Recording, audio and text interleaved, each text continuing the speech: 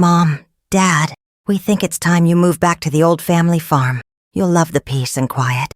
Those were the last words my son Michael spoke to me before they drove away, leaving me and my husband Harold standing in front of a crumbling house that hadn't seen love in decades. First, let me thank you for watching Letters to Helen. Please subscribe and tell us in the comments where you're watching from. Your messages truly brighten my day. And today's special shout-out goes to Margaret from Colorado. Thank you for being part of our family. My name is Agnes Rowe, and I'm 68 years old. For most of my life, I believed that family meant everything. I raised 3 children with my husband Harold in our cozy home in Nashville. We sacrificed, we saved. We gave everything we had to make sure Michael, Sarah, and David had the best opportunities in life. When they grew up and moved to different cities, Harold and I stayed in that same house, always keeping their childhood rooms ready for visits that came less and less frequently. But little over a year ago, my 3 children decided that Harold and I were no longer their responsibility. They said life in the city was getting expensive, that we were getting older, and that it would be so much better for us to move back to Harold's family farm in rural Tennessee. They painted it like a gift. Think of all that fresh air, Mom. All that space. You two can finally relax and enjoy your golden years. The truth was far different. We weren't being relocated. We were being discarded. The day they brought us to the farm will forever be burned into my memory. Michael drove the moving truck. Sarah handled the logistics. And David kept talking about how financially responsible this decision was for everyone. The 3-hour drive from Nashville felt like a funeral procession. When we arrived, my heart sank into my stomach. The farmhouse that Harold remembered from his childhood visits had become a monument to neglect. The front porch sagged under the weight of rotting boards. Windows were cracked or missing entirely. And weeds had grown so tall, they reached the first-floor windows. The barn in the distance looked like it might collapse with the next strong wind. "Oh, it just needs a little TLC," Sarah said cheerfully, stepping carefully around a hole in the front steps. "You two are so handy. You'll have this place looking amazing in no time." Harold, who was 71 and walked with a cane after his hip surgery 2 years earlier, just stared at the overwhelming task ahead of us. "Kids," he said quietly, "I don't think your mother and I can handle all this work." "Dad, you're being dramatic," David replied, already unloading boxes from the truck with obvious haste. "Besides, we found you a great handyman in town. His name is... what was it, Sarah?" "Jim something," she answered without looking up from her phone. "Look, we really need to get back. I have a client meeting tomorrow morning." They spent exactly 2 hours helping us move our belongings into that broken-down house. 2 hours after 43 years of being their parents. Michael left us a check for $500. "For immediate expenses," he said, and promised they'd visit soon to see how we were settling in. As their cars disappeared down the long dirt road, I stood in what used to be the living room and started to cry. Harold wrapped his arms around me, and for the first time in our marriage, I felt him trembling too. "Agnes," he whispered, "what are we going to do?" That first night was the longest of my life. We had no electricity. The power company said it would take 3 days and $400 to reconnect service. The well water ran brown for an hour before clearing up, and we discovered that half the windows couldn't close properly. We slept on an air mattress in the middle of the living room, listening to mice scurrying in the walls and wind whistling through gaps in the floorboards. The next morning, I called Michael to tell him about the condition of the house. "Mom, I'm sure it's not as bad as you think," he said, and I could hear his kids playing loudly in the background. "You and Dad always figure things out. Look, I'm running late for work. Can we talk later?" He hung up before I could respond. I tried Sarah next. Her response was worse. "Mother, we discussed this. The house just needs some fixing up. Think of it as a project. You used to love projects. Besides, David looked into it and the insurance value is actually quite good on that property. Insurance value. That's what our living situation had become to her." David didn't answer his phone at all. Harold and I spent the next 2 weeks trying to make the house livable. We hired Jim Turner, the local handyman Sarah had mentioned. using most of our small savings. Jim was a kind man in his 50s who looked genuinely concerned when he saw our situation. "Mrs. Rowe," he said one afternoon while fixing a particularly dangerous section of flooring, "I don't mean to pry, but this seems like an awful lot for you and your husband to take on. Are your kids planning to help with the major repairs?" I didn't know how to answer that question. I realized I had no idea what our children's plans were, or if they had any plans for us at all. 3 weeks passed without a single phone call from any of our children. I called each of them multiple times, but Michael was always in meetings. Sarah was traveling for work, and David's phone went straight to voicemail. When they did occasionally respond to my text messages, their replies were brief and dismissive. "Glad you're settling in. Talk soon, Michael. Hope you're enjoying the peace and quiet. XOXO, Sarah. Looking forward to seeing the progress on the house. David, progress on the house." As if Harold and I were running some kind of home improvement show instead of struggling to survive in a building that should have been condemned. The isolation was devastating. Our nearest neighbor was Mrs. Betty Crawford, a widow who lived half a mile down the road. She stopped by one morning with a casserole and genuine concern. "Agnes, honey," she said, sitting at our wobbly kitchen table, "I hate to ask, but are you and Harold doing all right out here? I know this place has been empty for near 15 years. I found myself telling Betty everything about the children's promises to visit, about the way they'd made this move sound like a wonderful opportunity instead of an abandonment, about how we felt completely forgotten. Betty listened with the patience of someone who had lived through her own share of family disappointments. When I finished, she patted my hand gently. "Some children," she said, "don't realize what they've got until it's too late. But some do realize, and they just don't care. The question is, which kind do you have?" That night, I couldn't sleep. Betty's words echoed in my mind, and for the first time since arriving at the farm, I started to feel something other than sadness and fear. I started to feel angry. Harold had always been a methodical man, and despite our circumstances, he threw himself into organizing the chaos we'd inherited. The farmhouse was filled with decades of accumulated belongings. Furniture covered in dusty sheets, boxes of photographs, old farming equipment, and papers scattered throughout various rooms. One morning in late September, while I was trying to make sense of the kitchen cabinets, I heard Harold call out from the back bedroom, "Agnes! You need to see this!" I found him sitting on the floor, next to an old wooden wardrobe, holding a manila envelope thick with documents. His hands were shaking slightly as he spread the papers across the dusty floorboards. "These were hidden behind a false back in this wardrobe," he said, his voice filled with amazement. "Agnes, look at this." The first document was a geological survey from 1984. The language was technical, but the conclusions were clear.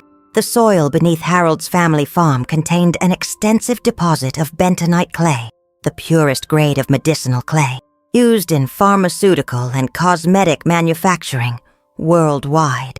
The second document was a letter from Whitmore Industries, dated 1986, offering to purchase the mineral rights to the property for $2.7 million. Harold's father had apparently declined the offer, but the letter indicated that the clay deposit was substantially larger than initially estimated, and that the company remained extremely interested in future negotiations. The third document made my heart race. It was an updated geological assessment from 1992, commissioned by Harold's father just 2 years before his death. The deposit wasn't just large, it was massive. According to current market data from 2024, pharmaceutical-grade bentonite clay was selling for $800 to $1,200 per ton, and the report estimated our property contained at least 15,000 tons of the highest quality clay, potentially worth $18 million or more at today's prices. Harold and I stared at each other in stunned silence. "My father never said a word about any of this," Harold whispered. "Not a single word," but there was more.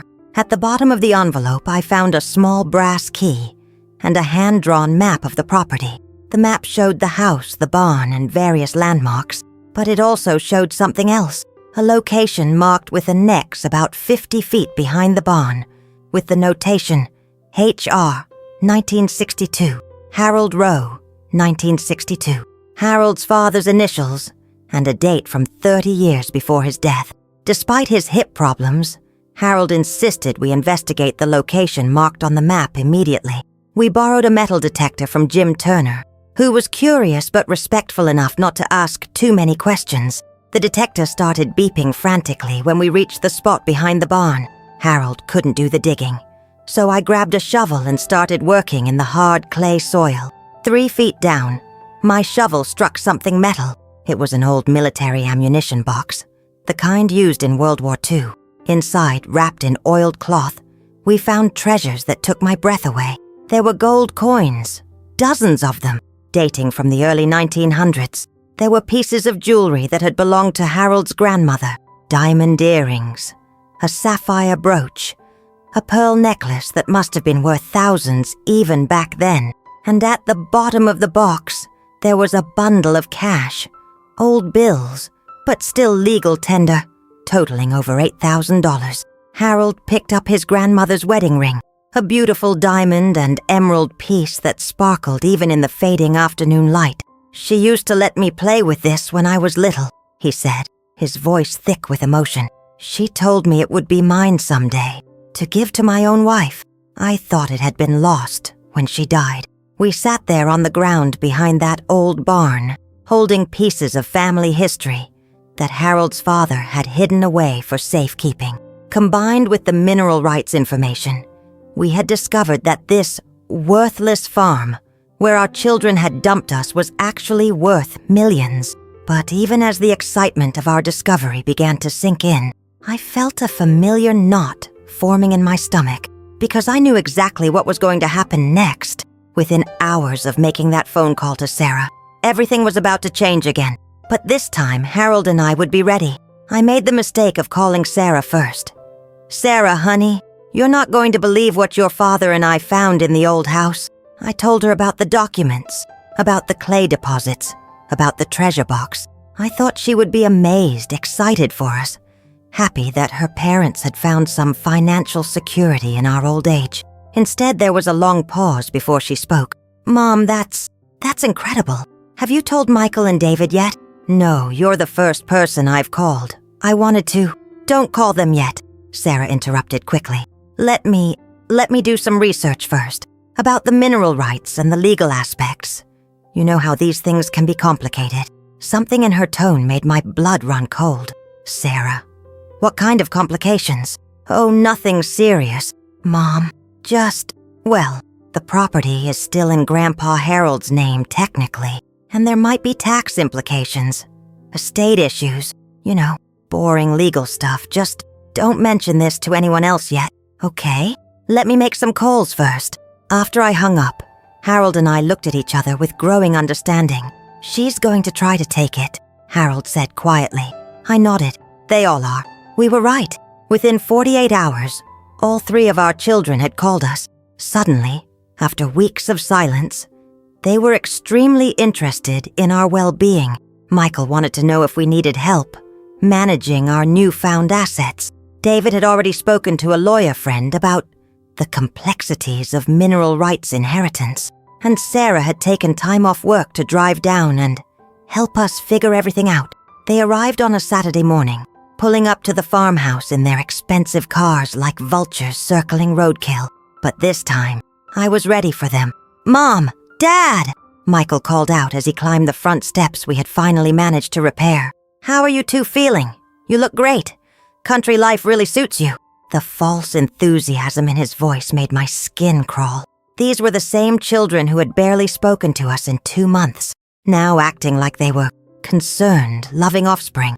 Sarah followed close behind, carrying a briefcase and wearing her most professional outfit. "We brought lunch from that deli you used to love in Nashville," she announced. "We thought we could have a nice family meal and talk about this exciting discovery you've made." David was already walking around the property, taking pictures with his phone and making notes on a legal pad. We sat around the kitchen table, the same table where Harold and I had eaten countless lonely meals since being abandoned here.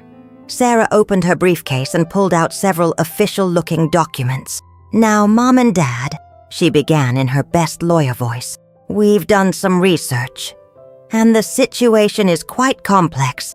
The mineral rights are valuable, yes, but there are substantial legal hurdles to overcome. The property is still technically part of Grandpa Harold's estate, which was never fully settled.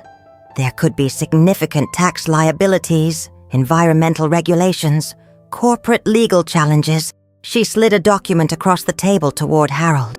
"The best approach," she continued, "is to transfer the property into a family trust with Michael, David, and me as trustees. That way we can handle all the legal complexities and protect you both from any financial risks." I picked up the document and pretended to read it, even though the legal language was mostly beyond my understanding. But I understood enough to see that this family trust would give our children complete control over the property and its assets, while Harold and I would receive a small monthly allowance. "And what happens to us?" I asked quietly. "What do you mean?" Michael responded. "You'd stay here, of course. This is your home now. We just handle the business side of things. You know, the complicated stuff you don't want to worry about." Harold cleared his throat. "And if we don't want to sign this?" The temperature in the room seemed to drop 10 degrees. David stopped taking notes and looked directly at his father. "Dad," David said carefully, "you have to understand the liability issues here. If you try to handle this on your own, you could lose everything. There are environmental regulations, corporate lawyers, tax implications that could bankrupt you. We're trying to protect you." "Protect us?" I felt anger rising in my chest like fire. "Like you protected us when you dumped us in this falling down house and didn't call for 2 months?" Sarah's professional mask slipped slightly. "Mother, we've been busy. We have our own lives, our own families to take care of. We thought you'd be happy here." "Happy?" I stood up from the table, my hands trembling. "Happy living in a house with no working plumbing, no heat, holes in the floor that we had to pay to fix with our own savings while you 3 ignored our calls." "Mom, please don't be dramatic," Michael said dismissively. "We sent you money for expenses. $500? I shouted. $500 to make a condemned house livable, while you drive cars that cost more than most people make in a year." The room fell silent. Harold reached over and took my hand. "Children," he said in the calm voice that had always been his strength. "Your mother and I need some time to think about this." "There's really nothing to think about, Dad," David replied. "This is the only responsible option." That's when I realized that Betty Crawford had been right. I finally knew which kind of children we had. After our children left that afternoon, promising to return in a few days for our decision, Harold and I sat on the front porch and watched the sunset paint the Tennessee hills gold and crimson. 68 years old, I said, and I'm finally learning who my children really are. Harold nodded slowly. They were never going to visit, were they? Never planned to help us fix this place up or check on how we were managing. No, I replied. They were hoping we'd just fade away quietly, make their lives simpler.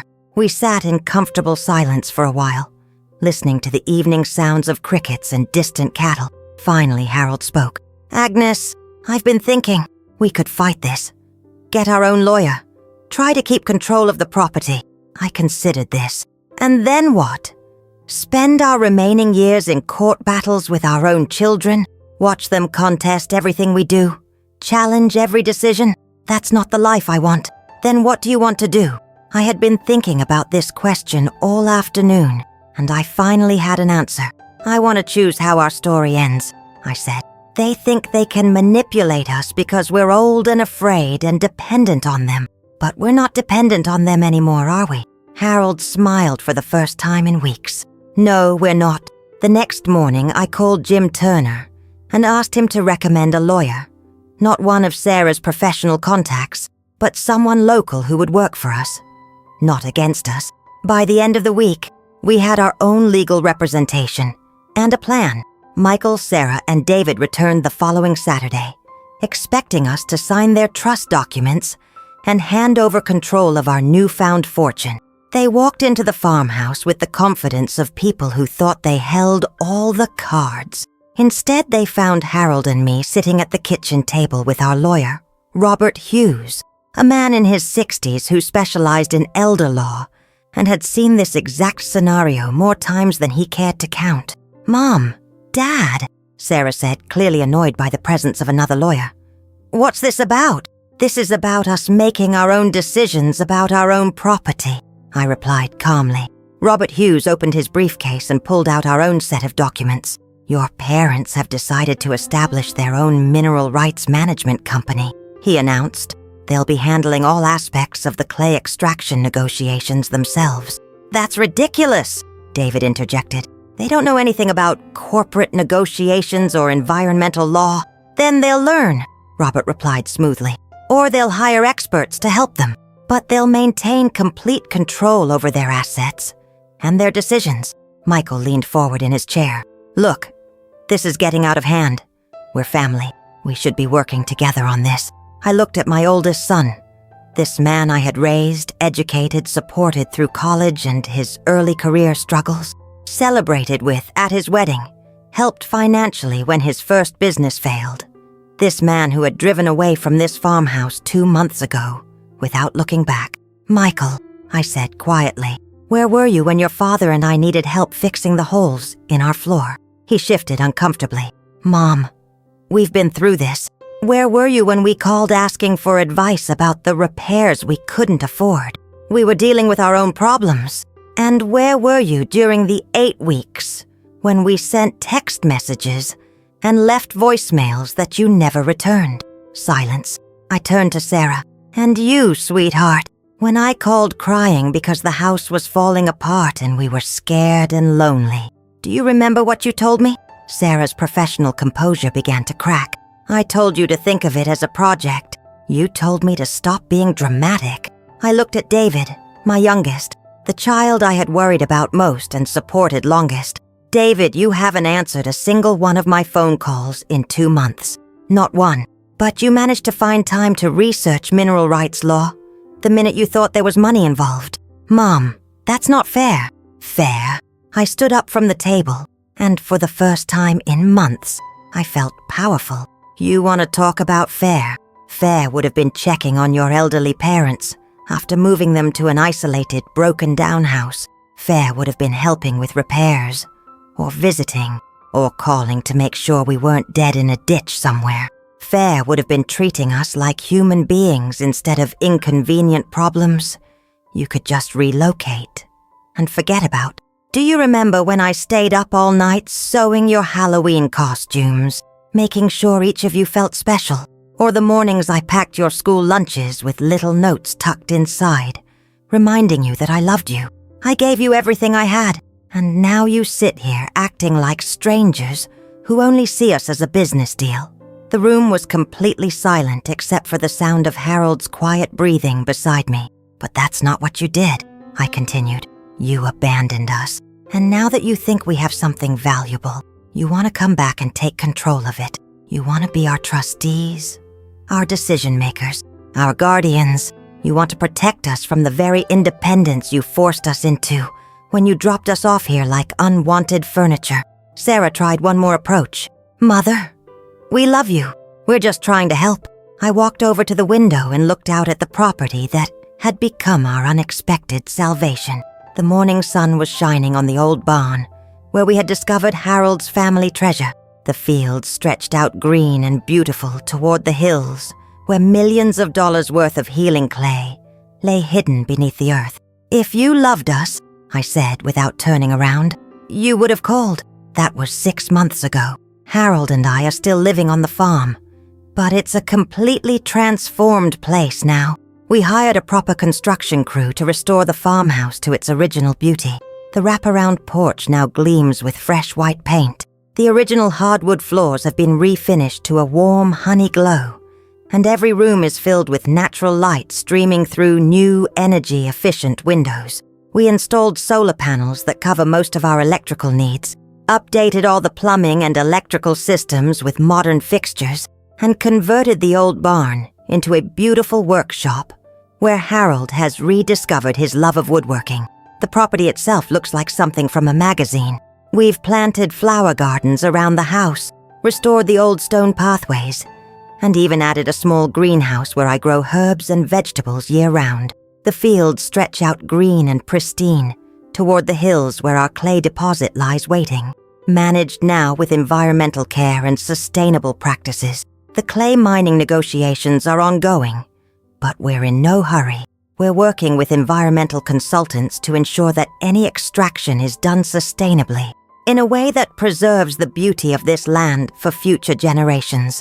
Real future generations who will earn their inheritance through love and respect, not manipulation and abandonment.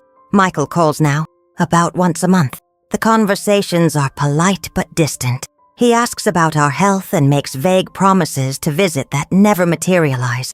Sarah sent a card for my 69th birthday with a note that said, "Hope you're doing well." David hasn't contacted us at all.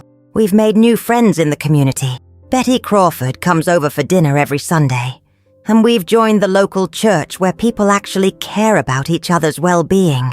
Jim Turner has become like a son to us, checking on us regularly, helping with projects, and treating us with the respect and kindness our biological children never learned to show. Last week, I got a call from a social worker in Nashville. Apparently, Michael had contacted Adult Protective Services, claiming that Harold and I were being financially exploited by unscrupulous lawyers, and that our mental capacity should be evaluated. The social worker, Mrs. Patricia Adams, drove out to investigate. She found two sharp, healthy seniors living comfortably on a beautiful property, making our own decisions and managing our affairs with competent legal and financial advice. She also found Harold's latest woodworking project, a hand-carved rocking chair he's making for our first great-grandchild, due next month. "Mrs. Rowe," she said before leaving, "in 30 years of doing this job, I've seen a lot of families. Your children don't deserve you." She was right, but more importantly, Harold and I have learned that we don't need their approval to live our lives with dignity. Some people think that family means everything, no matter what. I used to believe that too, but I've learned that real family isn't about blood relations or legal obligations. Real family is about people who show up when you need them, who call when they're worried about you, who treat you with love and respect, even when there's nothing in it for them. Harold and I may be old, but we're not powerless. We're not burdens. We're not inconvenient problems to be hidden away and forgotten. We're human beings with value, with wisdom, with the right to choose how our story ends. They thought leaving us here would make us fade away quietly, but instead this broken place became the ground where we found life again. And our story isn't ending. It's just beginning a new chapter. A chapter where we write the words ourselves. Thanks for listening to Letters to Helen. Don't forget to subscribe and feel free to share your story in the comments.